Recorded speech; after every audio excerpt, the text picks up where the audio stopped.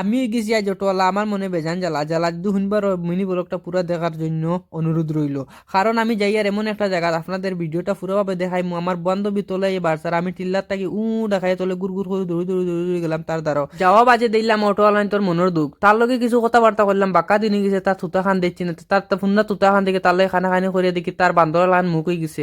তারা ক্যামেরা তুলবার চেষ্টা করে কিন্তু তার 32 দাঁত কোনোদিনও ঘুরিতে পারে না আর ঘুরেন না। তার মোবাইলটা বার করলো, কারে ফোন লাগাইলো, আমরা রাস্তায় গুবাঙ্গা রাস্তা। এরপরে দিকে আমরা চলে আসলাম গাড়ি চালিয়ে চালিয়ে এমন একটা জায়গা, জায়গাটার নাম হইল গিয়ে সাফর ময়না। আমার বন্ধু কত রুজু করছি কেন বিলকুল আমার কয় না, এটা মাত মাতে লাভ নাই। এখন আমরা আই গেছি একটা জায়গা, জায়গাটা আপনারা দেখাই আর কইতে পারবা কিবা কোন কমেন্ট করিয়া কোন জায়গায় আইগু।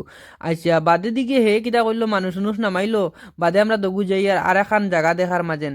এখন হে কইছে বাসে যা ফটোর মাঝে নেনা গু আর টিটি যা নেনাটা আমার হাই দিচ্ছে কারণ হে আমার চিন লিছে, কয় ভাই তুমি ইনস্টাগ্রামে ভিডিও বানাও নি, আমি বললাম মাইন্ডে ভাই।